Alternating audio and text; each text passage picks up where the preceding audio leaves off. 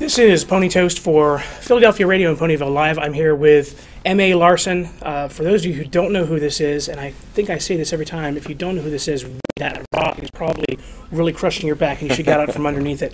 M.A. Larson has written many episodes of My Little Pony, including Magic Duel, Return of Harmony Part 1 and 2, and a couple of other ones. Basically, if you like an episode and it has a lot of really cool epic lines and scenes, then M.A. Larson is probably the one that wrote it. So it just thank you for being here. Yeah, no problem. Thanks for having me. Has the resort been great for you? Yeah, Riviera? Really fun. Having a good time. Doing a lot of drinking and gambling and other things. Maybe a little do. bit. Maybe a little bit. Paneling and yeah. The first question that I had for you actually was when you're dealing with something like Magic Duel, because first off, it's one of my favorite episodes. Oh, cool, good. But second off was when it was the return of Trixie, and it's one of the most popular fan characters. Right. When you're doing something like that, where you're bringing back a fan character, is there any kind of like reservation of, are the fans going to like this? And really, the question is how much do you tailor that kind of thing to the fans, and how much do you just go, what, I'm just going to do it my way? Not much, because there's such a disconnect between when they're written and when they air, that if I remember right, that one started being written not long after her first episode aired, maybe Really? a couple of months later. Oh, really? The premise and that kind of thing. So there wasn't, a lot of the popularity of her, either I wasn't aware of or kind of came after I was writing it already. Right. And so it doesn't really play into it much. I mean, there's I think, I shouldn't talk about that I'm going to do it, but the episode where Discord comes back, maybe that was influenced by, this is a really popular character, let's see if we can bring him back. Maybe not, I don't know. But yeah, I mean, it happened so long ago. People were tweeting me before the finale saying, "Don't let me down, don't do this," and I'm like, I wrote this in 2011. It's like there's nothing I can do about it now. It is what it is. Well, they expect that you've got a magic phone, and it's like, yeah. I need to change the episode immediately. Right.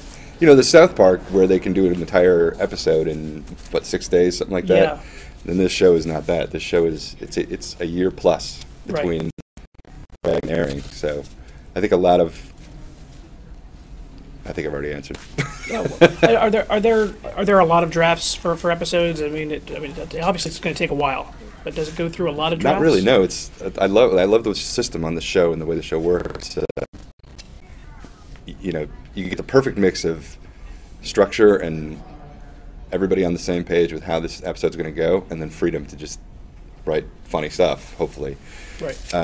It's a really nice system on the show, and basically you get the premise, which is 3-4 sentences, a paragraph. It's pretty short, and then you break it down in a story meeting, and you write an outline. You do two outlines generally.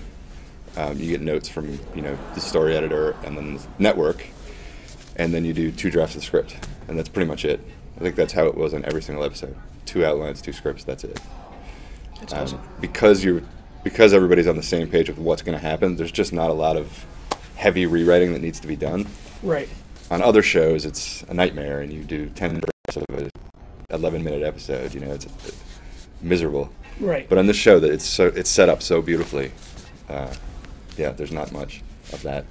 I think the question that's been on a lot of people's mind, you've probably answered this at least 3 or 4 times at this point, was how did the Alicorn Twilight thing, how did that come about, just in general? It's a little hard to remember because it was in the middle of 2011. First of all, I never used the word Alicorn in any script, not Magic Duel and not Magical Mystery Cure. Somebody somewhere else along the line did that. Mm-hmm. So I was getting a lot of questions like, what does this mean? This is canon now, that kind of thing, and I'm like, I didn't do that. Somebody else did. So, but I think it was. I really don't know. You'd have to ask Megan that. I wasn't involved in the discussions. Mm-hmm. The way it works is you are given an episode. We all brainstorm the ideas, but like Luna Eclipsed, I came in for my meeting, and you're doing the one where Luna comes back. It wasn't my choice. you're kind of given what you're given. And so you're doing the episode where Twilight ascends. Right. So that sort of thing happened somewhere else where I wasn't involved in it. Yeah. So. Actually, talking about there was so very little bit, that little bit of her at the very beginning of the series. What kind of process went into saying, you know what, I'm going to make Luna this way, and how did that come about? That was probably the most, well, that was probably the most rewritten episode. Her specifically. When I got that episode, I was excited. I was pretty new to the show, and this is a big character. So I went back, and I'm going to watch everything Luna's ever said and really get her voice. It's like 3 seconds. So there's nothing to go on. And we went to the story meeting, and Lauren had this idea to do her like... Have you ever watched Parks and Rec? Yes. The character Aubrey Plaza plays. I can't remember her name. Mm-hmm. She wanted to do her kind of like that. I wrote an entire draft of Luna in like that. She was... The whole idea was I always looked at it as like Cape Fear, like she's just gotten out of prison, so she's living in the past.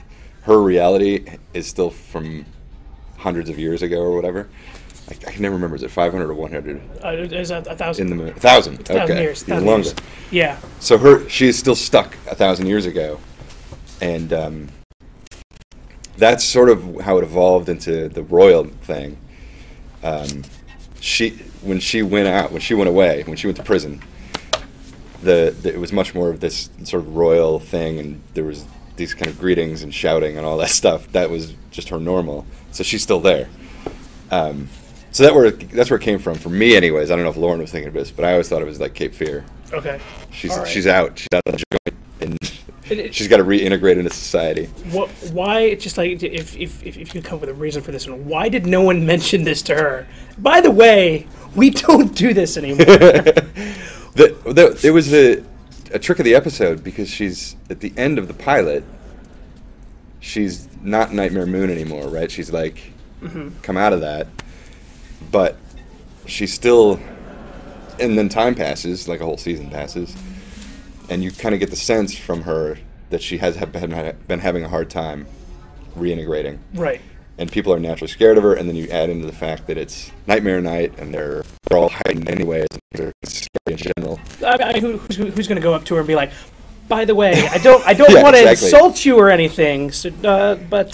That's where Twilight's coming from. She's like, guys, we got to get over this. She's Luna now, and we can approach her and talk to her. So that was the way in, was through Twilight offering her friendship. Right. That's awesome. There was something that someone else was talking about.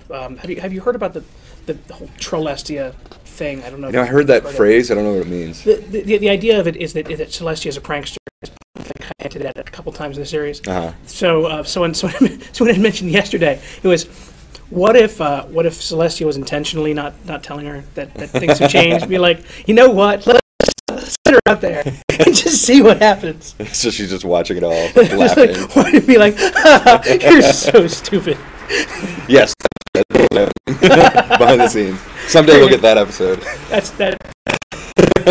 How do you is there kind of like a sort of a set thing of this is the written down personality types for the characters, or is it just more like everyone understands how the characters work? I mean, is there like a little Bible for the characters or something like that? There's definitely, on any show, it's the hardest things to write are the first episodes, because there's nothing to listen to, there's nothing to read, you're just kind of feeling around until you get the character. Right. There's a Bible, and Lauren's Bible was outstanding. It's really, here's their strength, here's their weakness. Because she's an artist, amazing artist, there's pictures of them so you can see them. Excuse me. It's still hard that you can't hear them. Swarm of the Century, when I wrote that, and I think even Sonic Rainboom, there was nothing for me to listen to. I didn't know what they sounded like. Right. And there was only a few scripts I could read to get their voices. I've completely forgotten when you asked me. What did you ask me? You actually really answered. I was just asking if there was like a Bible or kind of thing. What was the first episode you actually wrote? Swarm of the Century. And at that point, nothing had been voiced or anything like that, or it may have been voiced, but it wasn't. Was something you had access there wasn't to? any. Yeah, there's nothing I could see. It wasn't on TV. It was, I didn't see the pilot until the second season Writers' Summit.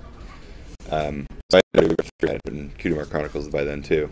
What was the first episode you actually watched? The pilot. That was the first one. Yeah, we screened it. We had the writer summit where we all get together and brainstorm ideas, and Lauren had both parts of the pilot there, so we were able to watch that. And that was the first I heard of it. That's where I understood. She put it on, and I saw it, and I wanted to lick the screen. I'm like, somebody melted Skittles and made them move, and it's just beautiful and candy, and I want it. And I was watching it, and the voices were great, the timing, the pacing was beautiful, the music is great. I was like, this is actually a good show. I can't believe it. Is there ever any time when you're watching it and you go, I really should have done that differently, or I really should have? Yeah. Anything particularly that you regret doing? I answer questions like this because I know some people probably like it, and I don't want to like. Well, that's the best part because once you do that, you get all the people. I can't believe you said that, and that's fun to do. That's fun to do. Make them mad. Make them mad. The scene in Celestia's palace in Return to Harmony when Discord first comes back. The dialogue just makes me cringe. It's just exposition, and it's so on the nose, and it's. Where he's like, it's so boring, Celestia. That stuff makes me cringe. I would definitely have rewritten that. I can't even really say why. There's just something. Just doesn't sit right. Yeah, it's just too much, just chatter. That's cool. You got to get a lot out. Like you got to get their history out. And I love the stained glass stuff. That was beautiful. That was the way that was done. And then his voice was amazing, so you can listen to him say anything. I just hear the dialogue, and I'm like, I can't believe that. As far as like the stained glass and that kind of stuff, like how much say do you have in how you want the scene to be done artistically, or are you just the writing side, or do you have some kind of a descriptions where you put in what might go on or how a particular thing might be? It really depends. It's that was in the script that she was in that he was in the stained glass. But it really depends. A lot of times it's. I only try to. I shouldn't speak for everybody. I only try to put in the action if it matters. Right. You don't want to say what everybody's doing, And then the DHX team does some amazing, hilarious stuff. There's so many times where I'm watching, like in Magic Duel, Fluttershy makes this face where she's like, and I was just laughing my ass off. Like, that's so funny. The one where she's like yeah, she's like so nervous. Oh yeah. They do a lot of really funny, action-y stuff that is not in the scripts, and they just call it. Right. So it really depends. If it sort of matters to the scene, it was probably in the script, and if it's sort of fun, you know what I mean. If it's necessary to move things forward, then it was probably in the script. Right. What is your favorite moment that just over the whole series? Something you've done or something someone else does. What is your favorite moment of the series? Huh. I don't know. I got to think back over 65 episodes. I love what the show does. Is these really subtle, and again, this is DHX. All credit to them. They do these amazing nighttime twilight moments, like the end, the very last shot of Super Speedy Cider Squeezy, where they're all together, and it's like this just beautiful, serene moment, or Best Night Ever. The nighttime in Counterlot is so beautiful. It's just moments like that. It's usually the night times, it's the purple skies, and there's just this magic in it that I love. So I don't know if it's like a moment, but it's an art thing they do. That's great. It's just beautiful. Every time I see dusk or twilight or night on the show, I get that feeling like, oh, that's gorgeous. I got one more question for you, and this is the one that I ask everybody, but please don't be afraid of it. Who is best pony? Ooh. I waver back and forth. Okay. I would say probably right now, Rarity. Okay. Could be Applejack. Okay. There you go. All right. Awesome. I'm standing by it. All right. This is M.A. Larson, everyone, for Fillydelphia Radio and Ponyville Live. We are at the wonderful Las Vegas Casino Riviera in Las Vegas, Nevada. Thank you all so much. Make sure to follow M.A. Larson on Twitter at do that. M_A_Larson and catch up with him. There's a whole laundry list of ways you can follow him on the Friendship is Magic wiki. If you ever have a chance to go and look at that, just a list of links of like every possible way that you can follow him. All I Make do sure is to tweet that. spoilers. You get so many spoilers. God, following the one tweet that you made the week the finale came out, I still laugh at it. Where you said, this Saturday at 10:30, we're going to compile all of the links that we put into one big clip show just for your. The way that all played out, those 2 or 3 weeks, that you should have seen me the whole time. I was just sitting there like this.